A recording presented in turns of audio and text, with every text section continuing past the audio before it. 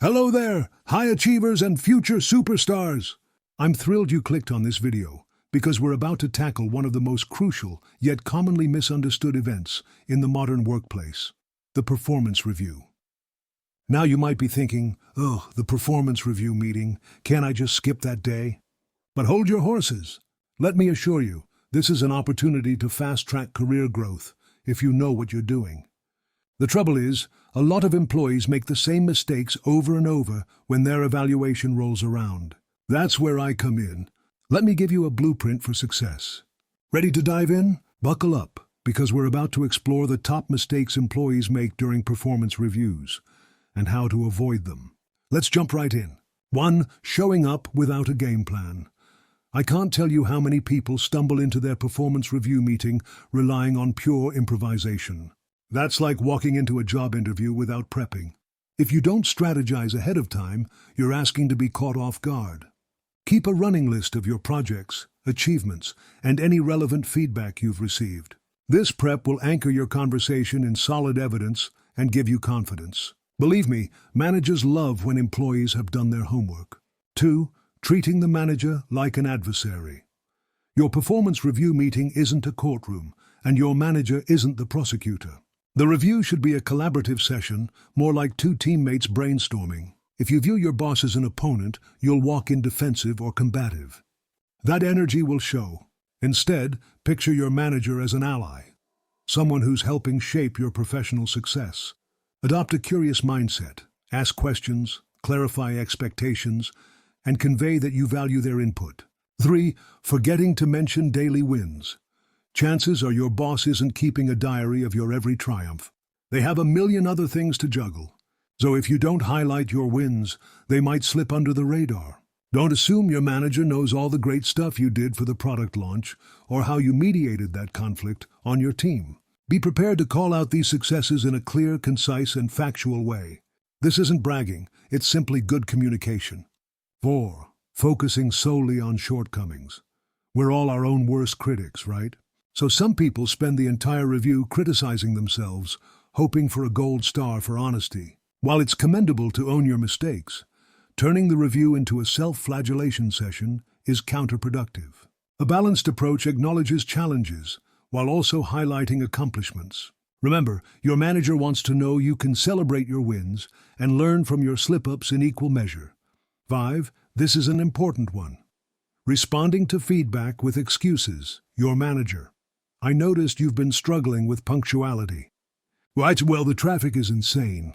I had to feed my neighbor's parakeet, and the coffee line was so long. Sound familiar? When you respond to constructive feedback with a pile of excuses, you're basically telling your boss, I'm not taking ownership. A far better reaction is to say, I understand. Let me share what happened, and here's how I'm planning to fix it. That shows accountability and a willingness to improve. 6. Being vague about career goals. Let's say you want to be a team leader one day, or maybe you see yourself in a different department. But if you never mention those ambitions, how can your manager possibly support you? That might mean a quick monthly meeting, or occasional coffee chats with your manager. By the time the official performance review happens, you'll already have a running commentary on what's working and what isn't. 7. Taking criticism as a personal attack. Receiving tough feedback can feel like a punch to the gut, but it's usually not personal. Often managers want to guide you toward better results or correct a behavioral pattern. Instead of clamming up, try asking questions. Could you give me an example? Or what steps should I take to improve? This transforms a moment of criticism into a roadmap for growth, rather than a trigger for resentment. Forgetting to practice emotional control. Performance reviews can bring up fear, anxiety, even anger. Those emotions are normal. What's not helpful is letting them take over the conversation. If you're worried about your reaction, practice beforehand. Jot down your key points, maybe role play with a friend. If you feel yourself getting emotional during the review, take a calming breath before responding. Controlled emotions project professionalism and maturity. 9. Overpromising the moon. Being eager is great, but don't promise you'll triple the company's revenue or single-handedly revamp the entire product line if it's not realistic. Overpromising might earn a brief nod of approval now, but can set you up for disappointment later. Instead, commit to targets you can achieve, then consider exceeding them if circumstances allow. That way, you build a reputation for reliability and excellence. 10. Maintaining radio silence on support needs. Sometimes you really are struggling because you lack tools, training, or manpower. Yet if you never state those needs, your manager might assume you're just not up to the task. Speak up. If you're short-staffed or missing essential resources, mention it. Propose solutions, such as additional team members or new software. A manager who's truly invested in your success will appreciate the honesty and try to help. 11. Ignoring the significance of self-evaluation. Many organizations provide a self-assessment form before the review. Don't treat this like busy work. Use it to frame how you want your manager to see your year. This is your opportunity to present your narrative, your big wins, learning moments, and goals. A well-considered self-evaluation can set the stage for a more balanced, positive discussion in the actual review. 12. Not asking questions for better understanding. Sometimes, managers aren't the clearest communicators. They might toss around vague phrases like, "You need to show more ownership." Don't just nod. Politely ask, "What does taking ownership look like in this team's context? Or can you give me a concrete example?" Clarifying questions demonstrate you take the feedback seriously and are eager to apply it in a real-world setting. 13. Failing to recognize your manager. You might think, isn't it their job to review me? Yes, but acknowledging the effort your manager put into preparing your evaluation can go a long way. They likely spent time gathering feedback, consulting with other leaders, and reflecting on how best to guide your growth. A simple "thank you for putting thought into this review" can strengthen the rapport. 14. Over-indexing on your job title instead of your future potential. It's easy to get stuck in a mindset that says, "I'm just a junior marketer or a mid-level programmer." But guess what? A performance review is partly about who you can become, not just who you are now. Speak to the skills you're developing, the leadership opportunities you're exploring, and the contributions you want to make.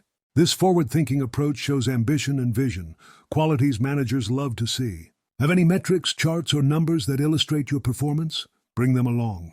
Did you grow web traffic by 40%? Increase customer satisfaction ratings by half a star? Cut the project timeline by 2 weeks? 15. Don't rely on vague statements like, "I think I did pretty well." Hard data builds a compelling case. It's like receiving a well-structured argument instead of a guess. 16. If this is the first time your manager hears about major issues, that's a problem.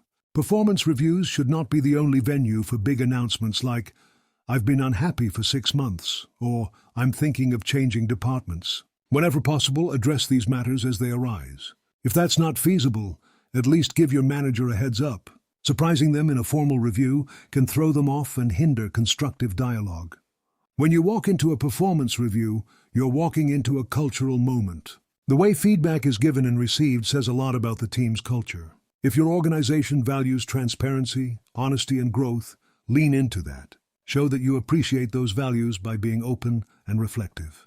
If your company emphasizes fast-paced innovation, highlight how you experimented or iterated rapidly. Aligning yourself with the company culture can strengthen your long-term success. 17. Some employees avoid leadership roles or innovative projects because they dread negative feedback if things fail. But playing it too safe can stall your growth. In a performance review, it's better to point to a bold project that taught you valuable lessons than to have nothing risky at all. Managers understand that controlled risk is part of professional development. Don't fear the learning curve, embrace it. Finally, this is 18. Never end a review without a clear idea of the what next. The best performance review meeting end with specific goals, timelines, or metrics for future success. Don't wait for your manager to define them for you. Volunteer your own. "I'll complete an advanced Excel course by May," or "I'll mentor the new hire for at least 3 months." This shows you're forward-thinking, organized, and ready to tackle the coming year. Now that we've laid out these common pitfalls, let's zoom out and consider the bigger philosophy. You hold a lot more power in your performance review than you might realize. Yes, your manager is evaluating you, but you're also guiding them on how to evaluate you. By arriving prepared, calmly fielding criticism, and focusing on both present accomplishments and future goals, you become a co-author of your professional story, not a mere bystander. At this point, some of you might be wondering, What if my boss is just impossible? Sometimes you'll encounter managers who are unprepared or who stick to outdated review processes. My advice: control what you can control. Draft a clear, concise summary of your year, complete with examples, stats, and personal reflections. Present it even if your boss is half listening. The mere act of organizing your thoughts and putting them on the table can force a more productive dialogue, or at least create a written record of your achievements. Now let's not forget the emotional side. Performance reviews can feel nerve-wracking. But trust me, if you take away only one thing from this entire video, let it be this: your performance review is not a final judgment on your career. It's one snapshot in a long professional journey. Even if you get tough feedback, that's not the end of the road. It's a guide on how to pivot. Now you might be asking, how do I put all these tips into practice so I don't slip up next time? Here's a quick action plan. Maintain a performance journal, weekly or bi-weekly. Jot down tasks, wins, challenges, and lessons. This eliminates the last-minute scramble before a review meeting. Schedule mini check-ins. Don't wait for the big day. Ask your manager for periodic feedback so you're never blindsided. Practice active listening. In daily meetings, focus on clarifying questions, summarizing points, and offering solutions. This builds habits that shine in a formal review. Role-play with a friend or mentor. If you're nervous, walk through potential criticisms and practice your responses. Get feedback on your tone, body language, and clarity. Track metrics. Whenever possible, collect data that quantifies your impact. Time saved, money earned, or quality improved.